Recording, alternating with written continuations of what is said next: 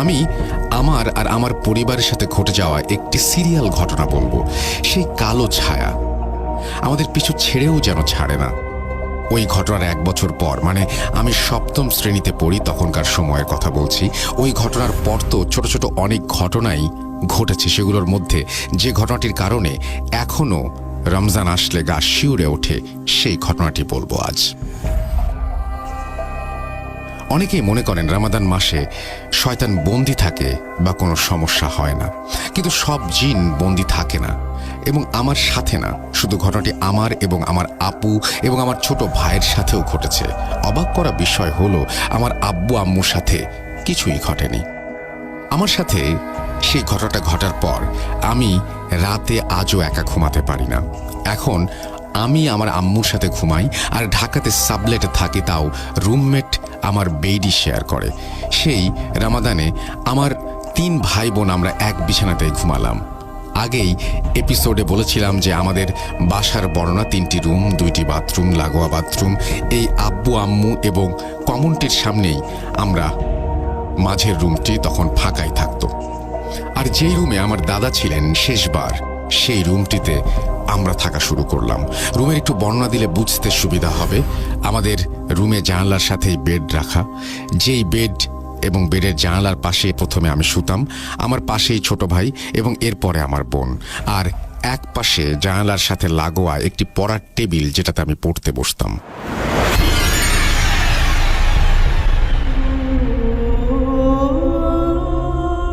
রমজান মাস শুরু হলো, আমরা 2য় তলায় থাকতাম।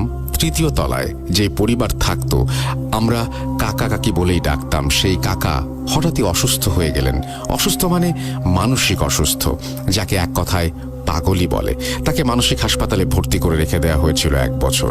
ওনার কথা কেন বলছি এবার বুঝবেন।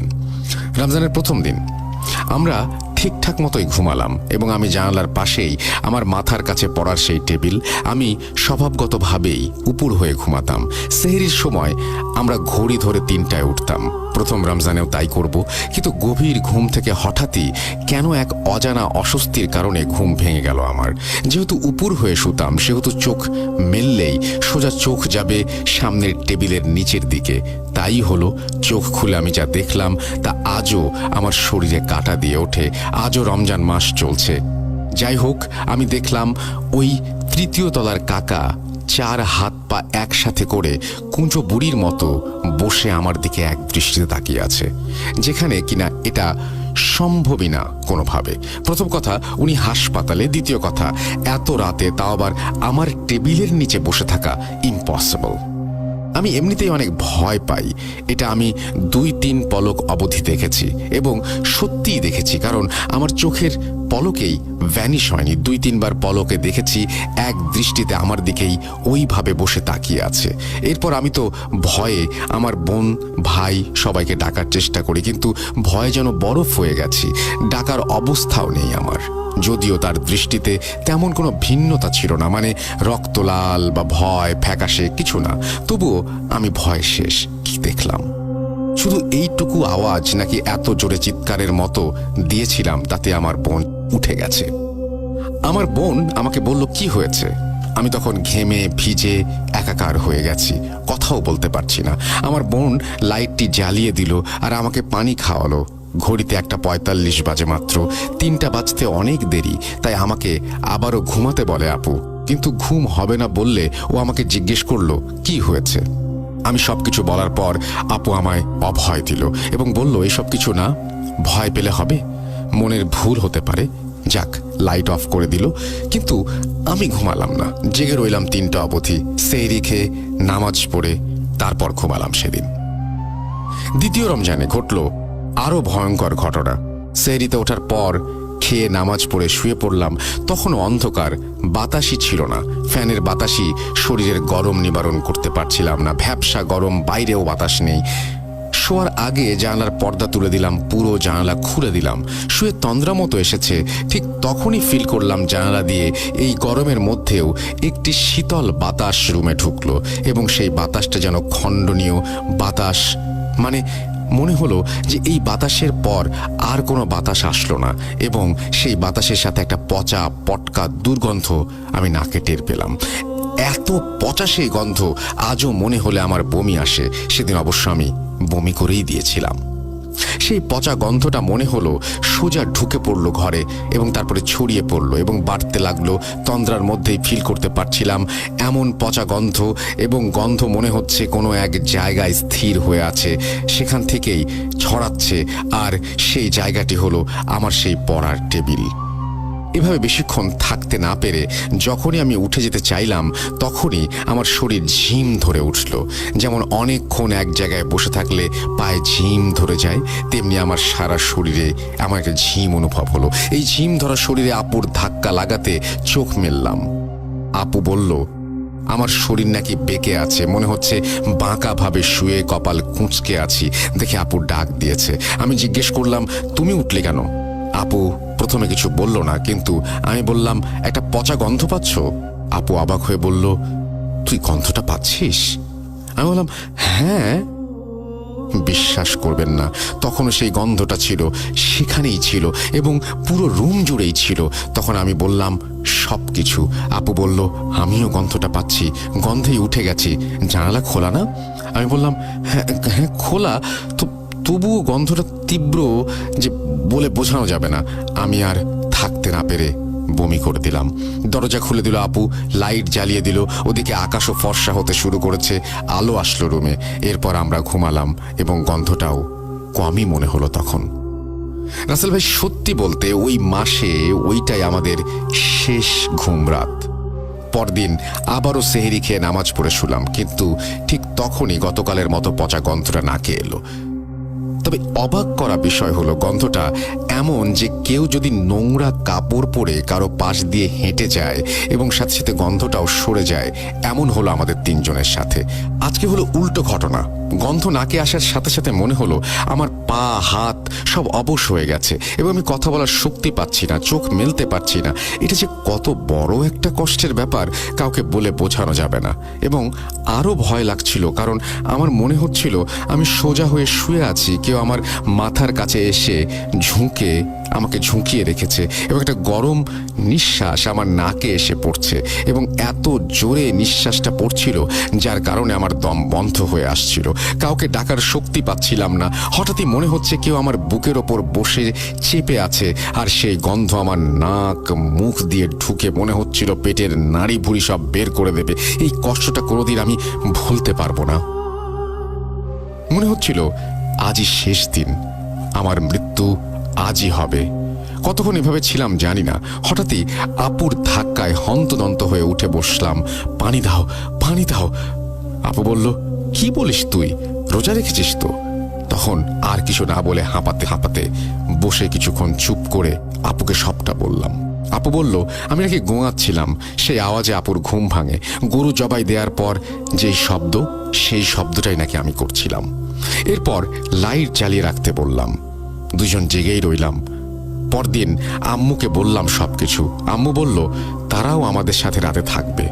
আর যেহেতু আমার আগে সমস্যা হয়েছে, তাই এইবার আম্মু একটুতেই ভয় পায়। আর সত্যি বলতে এত বছর হয়ে গেছে, এখনো যদি আম্মুকে বলি আমার মাথা ব্যথা করছে, তাহলে আম্মু ভয়ে কেঁপে ওঠে। যাক, পরদিন আব্বু আম্মু দুজনই থাকলেন। সেই রাতে কোনো সমস্যা হয়নি, না আছে গন্ধ, না ঘুমের সমস্যা। আম্মু বলল, কই, আমি তো কোনো সমস্যা দেখলাম না। তখন আমি আর আপু কিছুই বলতে পারলাম না, আর ভাবলাম হয়তো আর সমস্যা হবে না। আবারও আমরা তিনজন একই সাথে ঘুমালাম। ফজরের নামাজের পর ওই ঘটনাটি ঘটত। শুয়ে আছি, ঠিক তন্দ্রা এসেছে।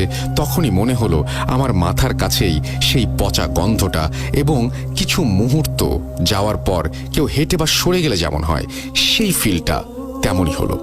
আমার চোখ ঘুমে আচ্ছন্ন। ঠিক তখনই আমি একটু গোঁ গোঁ আওয়াজ শুনছি, আর ভাবলাম ঘুমের মধ্যে স্বপ্ন নাকি। কিন্তু না, বেশ খানিক পরে বেশ জোরে জোরে শব্দটা উঠে আমার বোনের মুখ দিয়ে গোঁ গোঁ আওয়াজ হচ্ছে, আর মুখ বাঁকা করে ফেলেছে ও। ওর গায়ে জোরে ধাক্কা দেওয়াতেও হন্তদন্ত হয়ে উঠে বসে আর জিজ্ঞেস করে, কি হয়েছে? ও কিছু না বলে লাইট জ্বেলে দিল আর বলল ও নাকি ফিল করেছে মাথার কাছে কেউ দাঁড়িয়ে আছে এবং ও হাত পা নাড়াতে পারছিল না, আর ঠিক তখনই নাকি আমি ধাক্কা দিয়েছি। এরপর আর ঘুমাইনি। সবচেয়ে বেশি ভয়াবহ ঘটনা আমার সাথেই ঘটেছে। যাই হোক, পরদিন মাকে বললাম, আম্মু হুজুরের থেকে পানি পড়া এনে দিল, কিন্তু লাভ হলো না। একদিন পর ঘটনাটি আমার ছোট ভাই, যে কিনা আমাদের মাঝে ঘুমাতো, তার সাথেও ঘটল। ও বেশি কিছু বলতে পারলো না, শুধু কেঁপে উঠছিল। তবে আমার আপু বলল অবাক করা ঘটনা, যা হলো এমন, যেদিন আপুর সাথে ঘটনা ঘটেছে সেদিন আমি ফিল করেছিলাম আমার মাথার কাছে কেউ আছে এবং সরে গেল, এবং তারপরে আপুর সাথে সেই একই ঘটনা ঘটে এবং আপু নাকি ফিল করেছিল যে তার মাথার কাছে কেউ আছে এবং অল্প সময়ে সরে গেছে। এরপরেই আমার ভাই কেঁপে উঠছিল, অর্থাৎ একজনের থেকে সরে গিয়ে আরেকজনের কাছে যায় এবং এইভাবে আরেকজন আক্রান্ত হয়। লাইট জ্বালিয়ে অসহায়ের মতো বসে রইলাম তিনজন। এরপর আমরা তিনজন ঠিক করলাম লাইট জ্বালিয়ে রাখবো এবং সেহরির পর ঘুমাবো না, আর তাই করলাম। 30টি রোজা আমরা একইভাবে কাটিয়েছি। অবাক করা বিষয় হলো, রোজা শেষ হওয়ার একদিন আগেও আমরা সেই গন্ধটা পেয়েছি এবং ঈদের দিন থেকে আজ এত বছরেও আমরা ভাই বোন নাকি সেই গন্ধটা পাইনি। কিন্তু আমি আজও যদি একা থাকি সেই ফিলটা আমার হয়, গন্ধটাও পাই মাঝে মাঝে। জানি না কি ছিল, জানি না কেনই বা এমন হলো, তবে ঘটনাটি আমার জীবনের অন্যতম একটি শিহরিত ঘটনা। এরপর আপনারা যদি আরও ঘটনা চান, আবারও পাঠাবো ঘটনা। ভালো লাগলে পড়ে শোনাবেন। ভালো থাকবেন, 100% শিওর থাকুন ঘটনাটি সত্য এবং আমার সাথেই ঘটা।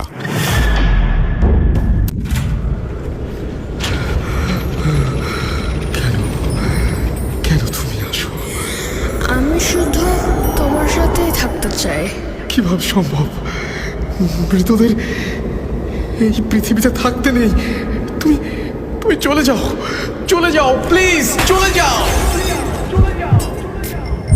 সবটাই কি ইলুশন, নাকি অন্য জগতের কেউ কখনো হাজির হয়ে যায় চোখের পলকে?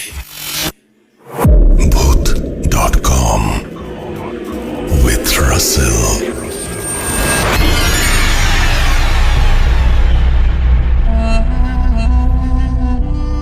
আসসালামু আলাইকুম রাসেল ভাই, আমি মোহাম্মদ শফিউল ইমরান, আমি নারায়ণগঞ্জ থেকে বলছি।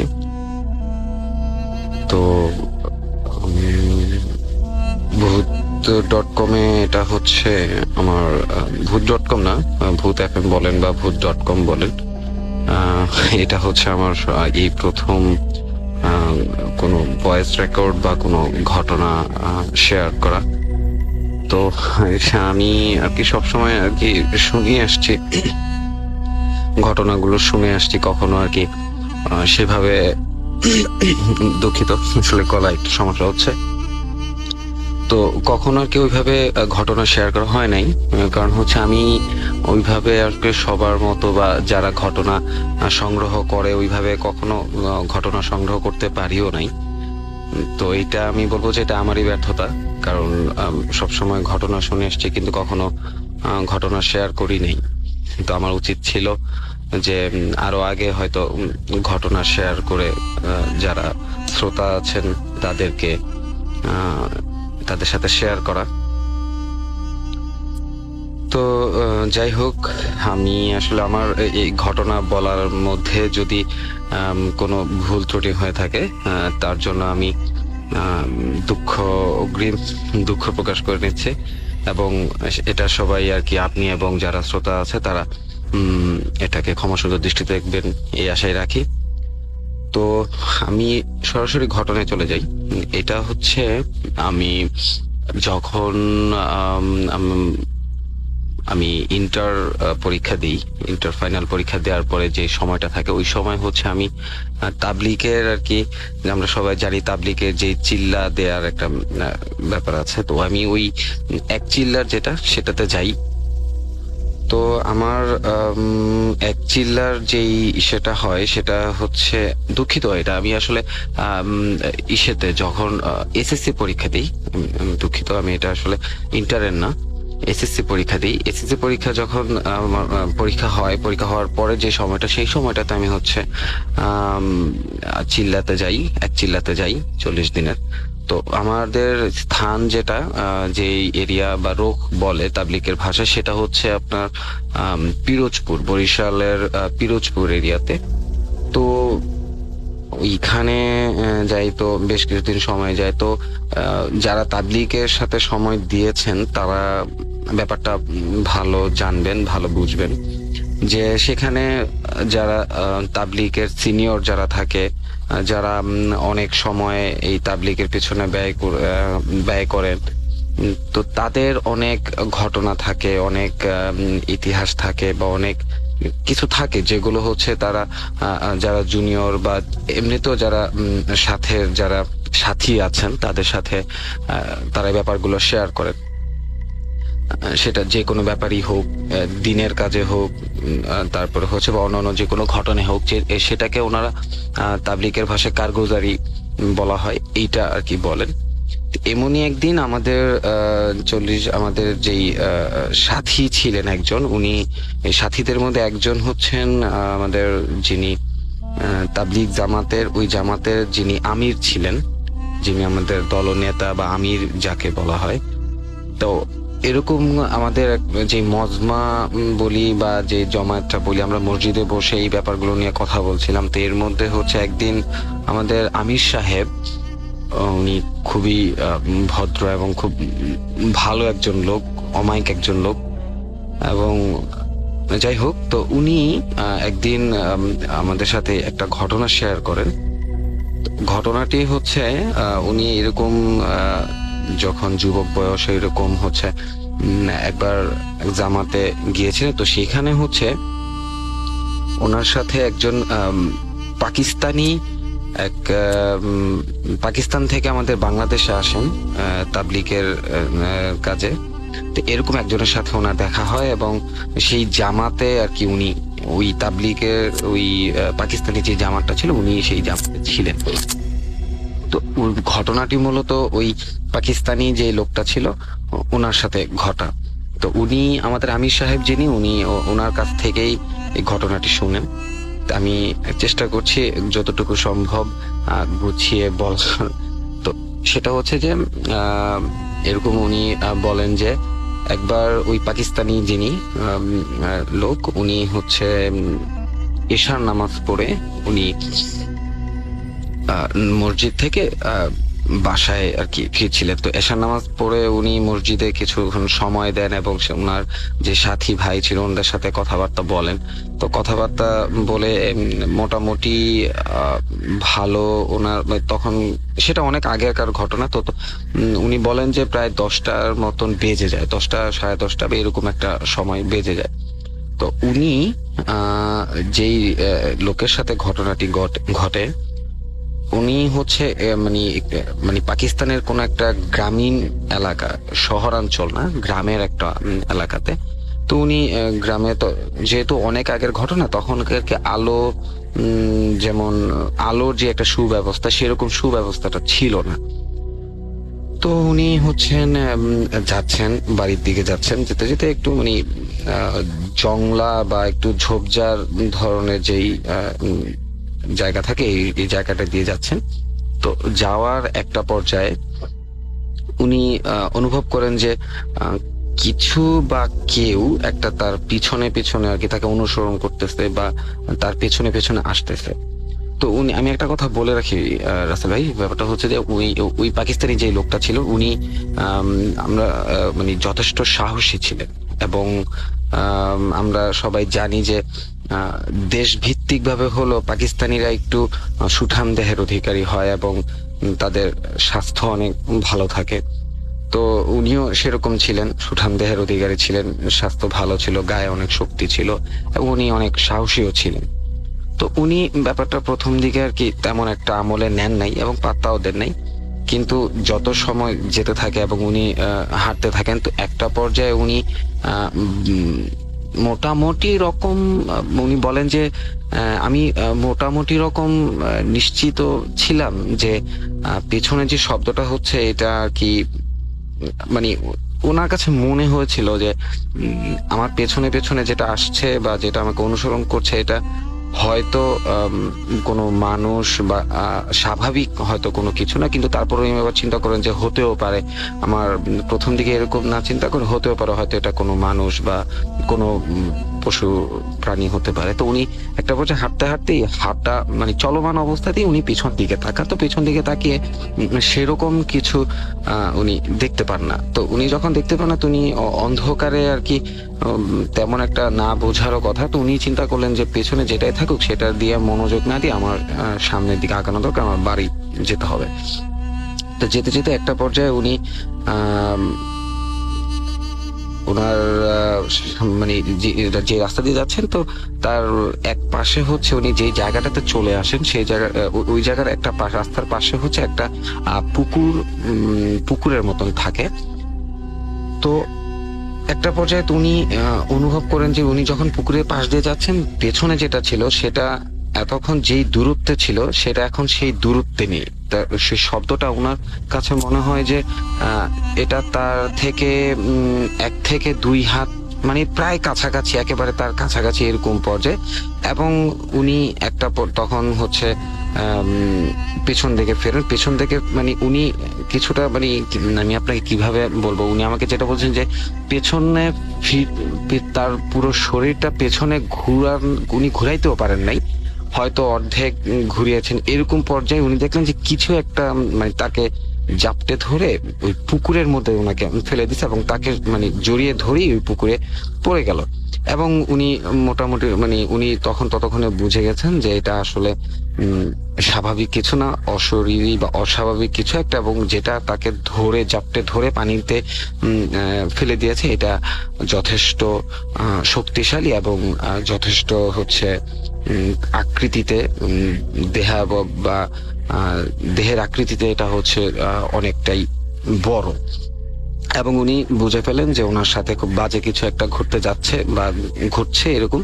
তো উনি আর কি মনোবল হারান না, উনি যতটুকু সম্ভব ওর মধ্যেই আর কি দোয়া পড়তে শুরু করেন এবং ওই পানিতে থাকা অবস্থায়। তবে একটা জিনিস ওনার কপাল ভালো ছিল যে ওই পাকিস্তানি ব্যক্তি যখন শেয়ার করতে উনি বলছিলেন যে যেই পুকুরটাতে তাকে ফেলে দেওয়া হয়েছে সেই পুকুরটা হচ্ছে কোমর থেকে বুক এর মাঝামাঝি পর্যায়ে এরকম পানি ছিল। তো ওইটা ওনাকে আর কি পানিতে আর কি যেটাকে আমরা বলি চুবিয়ে বা মানে চাপ দিয়ে ধরা এরকম কিছু একটা করতে চাচ্ছিল। তো উনি যেহেতু অনেক সাহসী ছিলেন, তো উনি একটা মানে এতটুকু বিশ্বাস ছিল যে আল্লাহর কালাম যতক্ষণ উনি পাঠ করছেন ততক্ষণ পর্যন্ত ইনশাল্লাহ তার কোনো সমস্যা হবে না। তো উনি দোয়া পড়তে থাকেন এবং উনিও পাল্টা ওই জিনিসটাকে যেটা তাকে ধরে রেখেছিল সেই জিনিসটাকে উনিও মানে জাপটে ধরে ওটাকে আর কি মানে একটা পর্যায়ে যে আমরা যে ঘুষি বলি, যেটা ঘুষি দেওয়া শুরু করে এবং ওইটাকেও আঘাত করা শুরু করে। তো একটা পর্যায়ে হচ্ছে যে উনি মানে এই ধস্তাধস্তির এক পর্যায়ে উনি পাড়ের দিকে চলে আসতে সক্ষম হন এবং উনি হচ্ছে পাড়ে উঠে যান। এবং যেটা তাকে যে জিন বলি অবশ্যই সেটা জিন হবে এবং খারাপ জিন বা বদ জিন হবে, ওইটা তখন তাকে হচ্ছে যে উনি যখন উপরে উঠে আসেন, ডাঙায় উঠে আসেন, তখনও তাকে ধরে রাখে। এবং একটা পর্যায়ে উনি বাড়ির দিকে মানে আল্লাহু আকবার বলতে বলতে বাড়ির দিকে দৌড় দেন এবং দৌড় দিতে দিতে একটা পর্যায়ে ওইটাও তার পেছনে আর কি ধাওয়া করতে করতে যখন বাড়ির কাছাকাছি চলে আসে তখন ওই জিন বা ওই জিনিসটা তাকে আবারও ধরে ফেলার একটা পর্যায়ে উনি ঘুরে ওই জিনিসটার বা ওই জিনটার মানে মুখমণ্ডল মুখ বরাবর উনি ঘুষি মারেন এবং খুব সজোরে, ওনার গায়ের যত শক্তি ছিল উনি সজোরে আর কি মানে ঘুষি মারার এক পর্যায়ে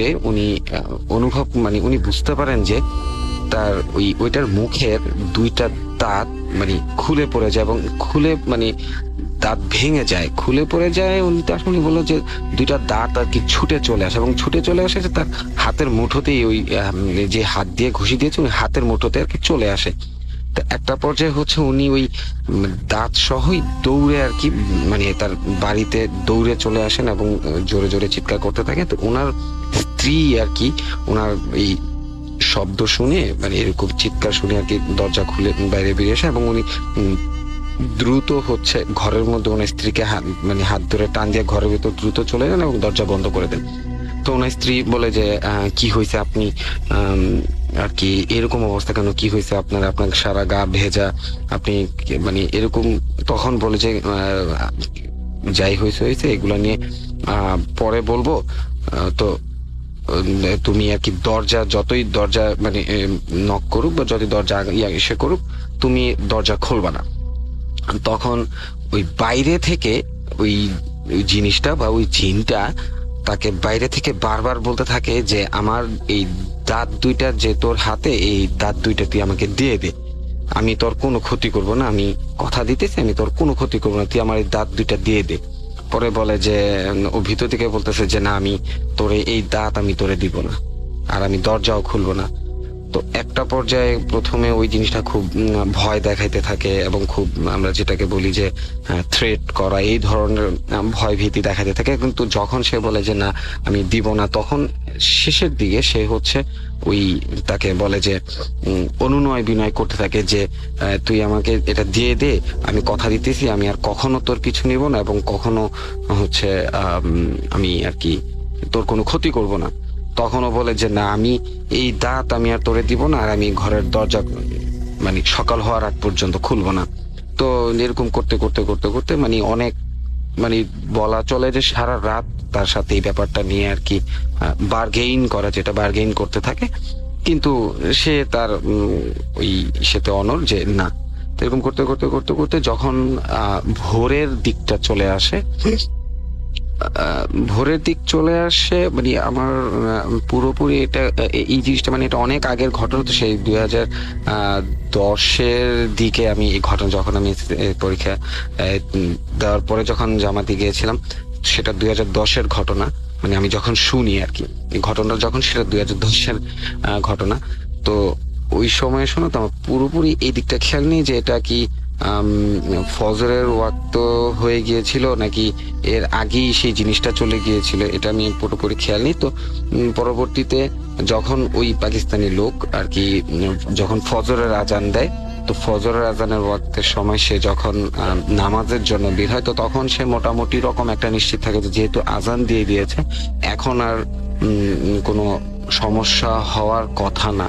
তো উনি আর কি ফজর ওয়াক্তে যখন আসেন, দরজা খুলে আর কি নামাজের জন্য বের হন। তো উনি বের হয়ে দেখেন যে ওনার বাড়ির সামনে, দরজার সামনে একটা দাঁড় কাক, কালো একটা দাঁড় কাক, যেটা হচ্ছে আমরা সচরাচর একটা দাঁড় কাক কতটুকু বড় দেখি, এই স্বাভাবিক দাঁড় কাকের তুলনায়ও অনেক বড় একটা দাঁড় কাক তার বাসার যেটা হচ্ছে তার বাড়ির দরজার সামনে মরে পড়ে আছে। তো তখন আর কি উনি মোটামুটি রকম হয়তো এটা অনুমান করে নেন, বা হয়তো উনি এটা কি চিন্তা করেন যে হয়তো এটাই ছিল সেই জিন বা সেই বদ জিনের হয়তো মৃতদেহ বা কিছু একটা, যেটা হয়তো তার কাছে ওই দাঁতটা ফেরত, দাঁত দুইটা আর কি ফেরত চেয়েছিল এবং তার কাছে হচ্ছে বারবার অনুনয় বিনয় বা থ্রেট করে যেভাবে হোক চেয়েছিল যে দিয়ে দিলে সে ফেরত যাবে। তো এটাই ছিল রাসেল ভাই কি ঘটনা। আমি জানি না আসলে কতটুকু গুছিয়ে বা কতটুকু সাবলীল ভাবে, কতটুকু ভালোভাবে আর কি বলতে পেরেছি আমি জানি না, কারণ যেহেতু এটা হচ্ছে আমার সর্বপ্রথম, আজকেই প্রথম আমার ঘটনা বলা। তো যদি এটা প্রচারযোগ্য হয় প্রচার করবেন। আর এছাড়া আমার কাছে আরো দুই একটা ঘটনা আছে যেগুলো হচ্ছে আমি যদি এটা প্রচার হয় আমি পরবর্তীতে আবার পাঠাবো। মূলত হচ্ছে আমি আরো একটা ঘটনা ছিল, যে ঘটনাটা এই সাম্প্রতিক সময়ে বলতে হচ্ছে গত বছরের ঘটনা, এবং এটা হচ্ছে আমার এলাকাতেই ঘটেছে। এবং আমি ওই ঘটনা যেই জায়গায় ঘটেছে সেই জায়গার অলরেডি ভিডিও এবং যেই স্থানগুলো, যেই স্পটগুলো ঘটনার সাথে জড়িত সেইগুলোর অলরেডি আমি ভিডিও করেছি, কিন্তু ঘটনাটা এখনো রেকর্ড আমি করা হয় নাই। তো আমি চেষ্টা করব যত দ্রুত সম্ভব ঘটনা আর কি রেকর্ড করে আপনাকে দেওয়ার। তো এটাই আর কি। তো ভালো থাকবেন, সবাইকে ধন্যবাদ। আসসালামু আলাইকুম। Entertainment is a must. শুনুন স্বাধীন পডকাস্ট।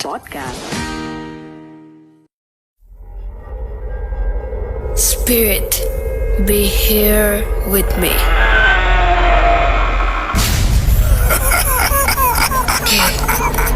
কে তুমি? Bhoot.com. The fear returns with Russell.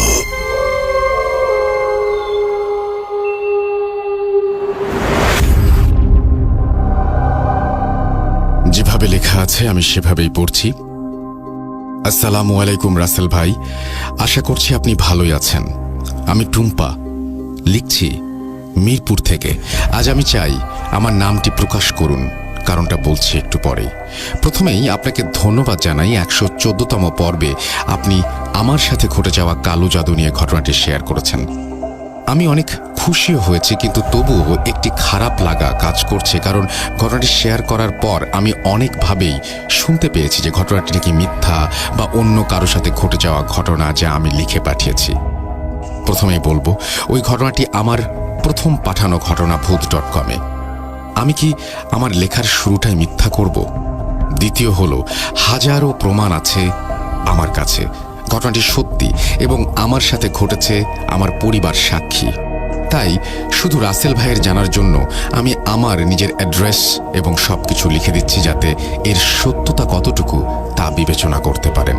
আরও বলে রাখি, অবাক হলেও এত বছর আগের ঘটনা যে বাসায় থাকতে আমার সাথে ঘটেছে, সেই একই বাসায় এখনো আমরা আছি, কারণ আব্বু সরকারি চাকরি করার সুবাদে সরকারি কোয়ার্টার। তো আরও বেশি ভালো হবে যদি খোঁজ নিয়ে দেখেন, এবং রাসেল ভাই যেহেতু ঘটনাটি সিলেক্ট করেন এবং পরে তার কাছে সত্যটাই বলার চেষ্টা করছি, তাই রাসেল ভাই আপনাকে বলছি, ঘটনা সত্যি জেনেই আপনি পড়বেন। আমি সব ডিটেলস দিচ্ছি আপনাকে, আপনি এটা জেনে রাখুন, তাহলেই হবে। এরপরে তিনি তার নাম, ঠিকানা সবকিছু দিয়েছেন এবং এটা গাজীপুরের একটি ঘটনা, এবং আমাকে বলেছেন যদি কোনোদিন এরপরে আপনাদের অবিশ্বাস হয় টুম্পা নিশ্চয় আপনাদের সবাইকে জানাবেন। তারপরে তিনি বলেছেন যে এবার আসি আজকের ঘটনায়। কষ্ট পেলেও ভেবেছি যারা সত্যি বিশ্বাস করেন না প্যারানরমাল কিছু আছে, তাদের জন্য ভূত.com একটি বিশাল মাধ্যম। বিশ্বাস করেন বা না করেন, জেনে রাখলেন কত মানুষ কত কষ্টে আছে এই সমস্যায়। আমি আমার আর আমার পরিবারের সাথে ঘটে যাওয়া একটি সিরিয়াল ঘটনা বলবো। সেই কালো ছায়া আমাদের পিছু ছেড়েও যেন ছাড়ে না। ওই ঘটনার 1 বছর পর, মানে আমি 7ম শ্রেণীতে পড়ি তখনকার সময়ের কথা বলছি, ওই ঘটনার পর তো ছোট ছোট অনেক ঘটনাই ঘটেছে। সেগুলোর মধ্যে যে ঘটনাটির কারণে এখনো রমজান আসলে গা শিউরে ওঠে, সেই ঘটনাটি বলবো আজ। অনেকেই মনে করেন রমাদান মাসে শয়তান বন্দি থাকে বা কোনো সমস্যা হয় না, কিন্তু সব জিন বন্দি থাকে না, এবং আমার সাথে না। শুধু ঘটনাটি আমার এবং আমার আপু এবং আমার ছোট ভাইয়ের সাথেও ঘটেছে। অবাক করা বিষয় হলো, আমার আব্বু আম্মুর সাথে কিছুই ঘটেনি। আমার সাথে সেই ঘটনাটা ঘটার পর আমি রাতে আজও একা ঘুমাতে পারি না। এখন আমি আমার আম্মুর সাথে ঘুমাই, আর ঢাকাতে সাবলেটে থাকি, তাও রুমমেট আমার বেডই শেয়ার করে। সেই রমাদানে আমার 3 ভাই বোন আমরা এক বিছানাতে ঘুমালাম। আগেই এপিসোডে বলেছিলাম যে আমাদের বাসার বর্ণনা 3টি রুম, 2টি বাথরুম, লাগোয়া বাথরুম। এই আব্বু আম্মু এবং কমনটির সামনেই আমরা মাঝের রুমটি তখন ফাঁকাই থাকতো। আর যেই রুমে আমার দাদা ছিলেন শেষবার, সেই রুমটিতে আমরা থাকা শুরু করলাম। রুমের একটু বর্ণনা দিলে বুঝতে সুবিধা হবে। আমাদের রুমে জানালার সাথেই বেড রাখা, যেই বেড এবং বেডের জানালার পাশে প্রথমে আমি শুতাম, আমার পাশেই ছোট ভাই এবং এরপরে আমার বোন, আর এক পাশে জানালার সাথে লাগোয়া একটি পড়ার টেবিল, যেটাতে আমি পড়তে বসতাম।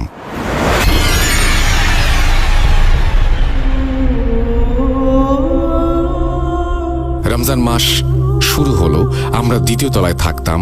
3য় তলায় যে পরিবার থাকতো আমরা কাকা কাকি বলেই ডাকতাম। সেই কাকা হঠাৎই অসুস্থ হয়ে গেলেন। অসুস্থ মানে মানসিক অসুস্থ, যাকে এক কথায় পাগলই বলে। তাকে মানসিক হাসপাতালে ভর্তি করে রেখে দেওয়া হয়েছিল 1 বছর। ওনার কথা কেন বলছি এবার বুঝবেন। রমজানের প্রথম দিন আমরা ঠিকঠাক মতোই ঘুমালাম এবং আমি জানালার পাশেই আমার মাথার কাছে পড়ার সেই টেবিল, আমি স্বভাবগতভাবেই উপুর হয়ে ঘুমাতাম। সেহরির সময় আমরা ঘড়ি ধরে 3টায় উঠতাম। প্রথম রমজানেও তাই করব, কিন্তু গভীর ঘুম থেকে হঠাৎই কেন এক অজানা অস্বস্তির কারণে ঘুম ভেঙে গেল আমার। যেহেতু উপুর হয়ে শুতাম, সেহেতু চোখ মেললেই সোজা চোখ যাবে সামনের টেবিলের নিচের দিকে। তাই হলো, চোখ খুলে আমি যা দেখলাম তা আজও আমার শরীরে কাঁটা দিয়ে ওঠে। আজও রমজান মাস চলছে। যাই হোক, আমি দেখলাম ওই 3য় তলার কাকা 4 হাত পা একসাথে করে কুঁচো বুড়ির মতো বসে আমার দিকে এক দৃষ্টিতে তাকিয়ে আছে, যেখানে কিনা এটা সম্ভবই না কোনোভাবে। প্রথম কথা, উনি হাসপাতালে। দ্বিতীয় কথা, এত রাতে, তাও আবার আমার টেবিলের নিচে বসে থাকা ইম্পসিবল। আমি এমনিতেই অনেক ভয় পাই। এটা আমি 2-3 পলক অবধি দেখেছি এবং সত্যিই দেখেছি, কারণ আমার চোখের পলকেই ভ্যানিশ হয়নি। 2-3 বার পলকে দেখেছি এক দৃষ্টিতে আমার দিকেই ওইভাবে বসে তাকিয়ে আছে। এরপর আমি তো ভয়ে আমার বোন, ভাই সবাইকে ডাকার চেষ্টা করি, কিন্তু ভয়ে যেন বরফ হয়ে গেছি। ডাকার অবস্থাও নেই আমার, যদিও তার দৃষ্টিতে তেমন কোনো ভিন্নতা ছিল না, মানে রক্তলাল বা ভয় ফ্যাকাশে কিছু না। তবুও আমি ভয় শেষ। কি দেখলাম? শুধু এইটুকু আওয়াজ নাকি এত জোরে চিৎকারের মতো দিয়েছিলাম, তাতে আমার বোন উঠে গেছে। আমার বোন আমাকে বলল, কি হয়েছে? আমি তখন ঘেমে ভিজে একাকার হয়ে গেছি, কথাও বলতে পারছি না। আমার বোন লাইটটি জ্বালিয়ে দিল আর আমাকে পানি খাওয়ালো। ঘড়িতে 1:45 বাজে মাত্র। 3টা বাজতে অনেক দেরি, তাই আমাকে আবারও ঘুমাতে বলে আপু। কিন্তু ঘুম হবে না বললে ও আমাকে জিজ্ঞেস করলো কি হয়েছে। আমি সবকিছু বলার পর আপু আমায় অভয় দিল এবং বলল, এসব কিছু না, ভয় পেলে হবে, মনের ভুল হতে পারে। যাক, লাইট অফ করে দিল। কিন্তু আমি ঘুমালাম না, জেগে রইলাম 3টা অবধি। সেহরি খেয়ে নামাজ পড়ে তারপর ঘুমালাম সেদিন। দ্বিতীয় রমজানে ঘটল আরো ভয়ঙ্কর ঘটনা। সেহরিতে ওঠার পর খেয়ে নামাজ পড়ে শুয়ে পড়লাম। তখনও অন্ধকার, বাতাসই ছিল না। ফ্যানের বাতাসই শরীরের গরম নিবারণ করতে পারছিলাম না। ভ্যাপসা গরম, বাইরেও বাতাস নেই। শোয়ার আগে জানালার পর্দা তুলে দিলাম, পুরো জানালা খুলে দিলাম। শুয়ে তন্দ্রা মতো এসেছে। ঠিক তখনই ফিল করলাম জানালা দিয়ে এই গরমের মধ্যেও একটি শীতল বাতাস রুমে ঢুকলো এবং সেই বাতাসটা যেন খণ্ডনীয় বাতাস। মানে মনে হলো যে এই বাতাসের পর আর কোনো বাতাস আসলো না এবং সেই বাতাসের সাথে একটা পচা পটকা দুর্গন্ধ আমি নাকে টের পেলাম। এত পচা সেই গন্ধ আজও মনে হলে আমার বমি আসে। সেদিন অবশ্য আমি বমি করেই দিয়েছিলাম। সেই পচা গন্ধটা মনে হলো সোজা ঢুকে পড়লো ঘরে এবং তারপরে ছড়িয়ে পড়লো এবং বাড়তে লাগলো। তন্দ্রার মধ্যেই ফিল করতে পারছিলাম এমন পচা গন্ধ, এবং গন্ধ মনে হচ্ছে কোনো এক জায়গায় স্থির হয়ে আছে, সেখান থেকেই ছড়াচ্ছে। আর সেই জায়গাটি হলো আমার সেই পড়ার টেবিল। এভাবে বেশিক্ষণ থাকতে না পেরে যখনই আমি উঠে যেতে চাইলাম, তখনই আমার শরীর ঝিম ধরে উঠল। যেমন অনেকক্ষণ এক জায়গায় বসে থাকলে পায়ে ঝিম ধরে যায়, তেমনি আমার সারা শরীরে আমার একটা ঝিম অনুভব হলো। এই ঝিম ধরা শরীরে আপুর ধাক্কা লাগাতে চোখ মেললাম। আপু বলল, আমার শরীর নাকি বেঁকে আছে, মনে হচ্ছে বাঁকা ভাবে শুয়ে কপাল কুঁচকে আছি। দেখে আপু ডাক দিয়েছে। আমি জিজ্ঞেস করলাম, তুমি উঠলে কেন? আপু প্রথমে কিছু বলল না, কিন্তু আমি বললাম, একটা পচা গন্ধ পাচ্ছ? আপু অবাক হয়ে বলল, তুই গন্ধটা পাচ্ছিস? আমি বললাম, হ্যাঁ। বিশ্বাস করবেন না, তখনও সেই গন্ধটা ছিল, সেখানেই ছিল এবং পুরো রুম জুড়েই ছিল। তখন আমি বললাম, সব কিছু। আপু বলল, আমিও গন্ধটা পাচ্ছি, গন্ধেই উঠে গেছি। জানালা খোলা না? আমি বললাম, হ্যাঁ হ্যাঁ খোলা, তো তবুও গন্ধটা তীব্র যে বলে বোঝানো যাবে না। আমি আর থাকতে না পেরে বমি করে দিলাম। দরজা খুলে দিল আপু, লাইট জ্বালিয়ে দিল। ওদিকে আকাশও ফর্সা হতে শুরু করেছে, আলো আসলো রুমে। এরপর আমরা ঘুমালাম এবং গন্ধটাও কমই মনে হলো তখন। রাসেল ভাই, সত্যি বলতে ওই মাসে ওইটাই আমাদের শেষ ঘুম রাত। পরদিন আবারও সেহরি খেয়ে নামাজ পড়ে শুলাম, কিন্তু ঠিক তখনই গতকালের মতো পচা গন্ধটা নাকে এলো। তবে অবাক করা বিষয় হলো, গন্ধটা এমন যে কেউ যদি নোংরা কাপড় পরে কারো পাশ দিয়ে হেঁটে যায় এবং সাথে সাথে গন্ধটাও সরে যায়, এমন হলো আমাদের তিনজনের সাথে। আজকে হলো উল্টো ঘটনা। গন্ধ নাকে আসার সাথে সাথে মনে হলো আমার পা হাত সব অবশ হয়ে গেছে এবং আমি কথা বলার শক্তি পাচ্ছি না, চোখ মেলতে পারছি না। এটা যে কত বড় একটা কষ্টের ব্যাপার কাউকে বলে বোঝানো যাবে না। এবং আরও ভয় লাগছিল, কারণ আমার মনে হচ্ছিল আমি সোজা হয়ে শুয়ে আছি, কেউ আমার মাথার কাছে এসে ঝুঁকে আমাকে ঝুঁকিয়ে রেখেছে এবং একটা গরম নিঃশ্বাস আমার নাকে এসে পড়ছে এবং এত জোরে নিঃশ্বাসটা পড়ছিল যার কারণে আমার দম বন্ধ হয়ে আসছিল। কাউকে ডাকার শক্তি পাচ্ছিলাম না। হঠাৎই মনে হচ্ছে কেউ আমার বুকের ওপর বসে চেপে আছে, আর সেই গন্ধ আমার নাক মুখ দিয়ে ঢুকে মনে হচ্ছিল পেটের নাড়ি ভুড়ি সব বের করে দেবে। এই কষ্টটা কোনোদিন আমি ভুলতে পারবো না। মনে হচ্ছিল আজই শেষ দিন, আমার মৃত্যু আজই হবে। কতক্ষণ এভাবে ছিলাম জানি না। হঠাৎই আপুর ধাক্কায় হন্তদন্ত হয়ে উঠে বসলাম। পানি দাও, পানি দাও। আপু বলল, কি বলিস তুই, রোজা রেখেছিস তো? তখন আর কিছু না বলে হাঁপাতে হাঁপাতে বসে কিছুক্ষণ চুপ করে আপুকে সবটা বললাম। আপু বলল, আমি নাকি গোঙাচ্ছিলাম। সেই আওয়াজে আপুর ঘুম ভাঙে। গরু জবাই দেওয়ার পর যেই শব্দ, সেই শব্দটাই নাকি আমি করছিলাম। এরপর লাইট জ্বালিয়ে রাখতে বললাম। দুজন জেগেই রইলাম। পরদিন আম্মুকে বললাম সবকিছু। আম্মু বলল তারাও আমাদের সাথে রাতে থাকবে। আর যেহেতু আমার আগে সমস্যা হয়েছে, তাই এইবার আম্মু একটুতেই ভয় পায়। আর সত্যি বলতে এত বছর হয়ে গেছে, এখনো যদি আম্মুকে বলি আমার মাথা ব্যথা করছে, তাহলে আম্মু ভয়ে কেঁপে ওঠে। যাক, পরদিন আব্বু আম্মু দুজনই থাকলেন। সেই রাতে কোনো সমস্যা হয়নি, না আছে গন্ধ, না ঘুমের সমস্যা। আম্মু বলল, কই, আমি তো কোনো সমস্যা দেখলাম না। তখন আমি আর আপু কিছুই বলতে পারলাম না, আর ভাবলাম হয়তো আর সমস্যা হবে না। আবারও আমরা তিনজন একই সাথে ঘুমালাম। ফজরের নামাজের পর ওই ঘটনাটি ঘটত। শুয়ে আছি, ঠিক তন্দ্রা এসেছে, তখনই মনে হলো আমার মাথার কাছেই সেই পচা গন্ধটা, এবং কিছু মুহূর্ত যাওয়ার পর কেউ হেঁটে বা সরে গেলে যেমন হয়, সেই ফিলটা তেমনই হলো। আমার চোখ ঘুমে আচ্ছন্ন। ঠিক তখনই আমি একটু গোঁ গোঁ আওয়াজ শুনছি, আর ভাবলাম ঘুমের মধ্যে স্বপ্ন নাকি। কিন্তু না, বেশ খানিক পরে বেশ জোরে জোরে শব্দটা উঠে আমার বোনের মুখ দিয়ে গোঁ গোঁ আওয়াজ হচ্ছে, আর মুখ বাঁকা করে ফেলেছে ও। ওর গায়ে জোরে ধাক্কা দেওয়াতেও হন্তদন্ত হয়ে উঠে বসে আর জিজ্ঞেস করে, কি হয়েছে? ও কিছু না বলে লাইট জ্বেলে দিল, আর বলল ও নাকি ফিল করেছে মাথার কাছে কেউ দাঁড়িয়ে আছে এবং ও হাত পা নাড়াতে পারছিল না। আর ঠিক তখনই নাকি আমি ধাক্কা দিয়েছি। এরপর আর ঘুমাইনি। সবচেয়ে বেশি ভয়াবহ ঘটনা আমার সাথেই ঘটেছে। যাই হোক, পরদিন মাকে বললাম। আম্মু হুজুরের থেকে পানি পড়া এনে দিল, কিন্তু লাভ হলো না। একদিন পর ঘটনাটি আমার ছোট ভাই, যে কিনা আমাদের মাঝে ঘুমাতো, তার সাথেও ঘটল। ও বেশি কিছু বলতে পারলো না, শুধু কেঁপে উঠছিল। তবে আমার আপু বলল অবাক করা ঘটনা, যা হলো এমন, যেদিন আপুর সাথে ঘটনা ঘটেছে সেদিন আমি ফিল করেছিলাম আমার মাথার কাছে কেউ আছে এবং সরে গেল, এবং তারপরে আপুর সাথে সেই একই ঘটনা ঘটে এবং আপু নাকি ফিল করেছিল যে তার মাথার কাছে কেউ আছে এবং অল্প সময়ে সরে গেছে। এরপরই আমার ভাই কেঁপে উঠছিল, অর্থাৎ একজনের থেকে সরে গিয়ে আরেকজনের কাছে যায় এবং এইভাবে আরেকজন আক্রান্ত হয়। লাইট জ্বালিয়ে অসহায়ের মতো বসে রইলাম তিনজন। এরপর আমরা তিনজন ঠিক করলাম লাইট জ্বালিয়ে রাখবো এবং সেহরির পর ঘুমাবো না। আর তাই করলাম। 30টি রোজা আমরা একইভাবে কাটিয়েছি।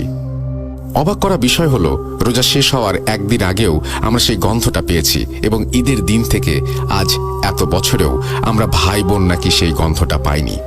কিন্তু আমি আজও যদি একা থাকি, সেই ফিলটা আমার হয়, গন্ধটাও পাই মাঝে মাঝে। জানি না কি ছিল, জানি না কেনই বা এমন হলো। তবে ঘটনাটি আমার জীবনের অন্যতম একটি শিহরিত ঘটনা। এরপর আপনারা যদি আরও ঘটনা চান, আবারও পাঠাবো ঘটনা। ভালো লাগলে পড়ে শোনাবেন। ভালো থাকবেন। 100% শিওর থাকুন ঘটনাটি সত্য এবং আমার সাথেই ঘটা।